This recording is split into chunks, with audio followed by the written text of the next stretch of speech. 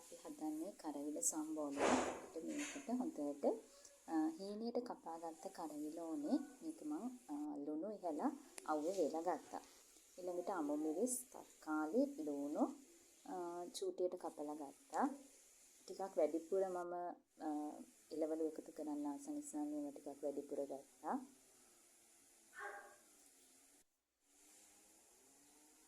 අමු මිරිස් නම් දැන් තියෙන වෙච්චර සැරම අඩුයි. ඒ වුණාට සලාඩ් එකට මම ටිකක් එකතු කරා. මේ විදිහට අර හීනියට වේලාගත්ත කරවිල ටික මම හොඳටම වේලාගත්තේ නෑ. ගොඩාක් අවුවේ. දවසක් විතර වේලාගත්තේ. එතකොට යම්තරම් තෙත ගතියක් තියෙනවා. ගොඩාක් කර වෙනකම් බැද්දෙත් නෑ. ඒක යම්තරමකට තෙලට දාලා විනාඩි 2-3කින් මම ගත්තා. ඒකේ පොඩි තිත්ත ගතියක් එක රසක් තියෙනවා.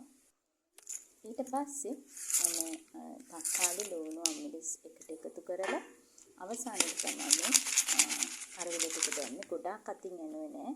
මොකද එහෙම වුණොත් තව ටිකක් පොඩි වෙන නිසා.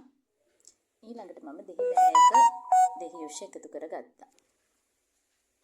මේ තියෙන්නේ අපේ කරවිල සම්බෝල.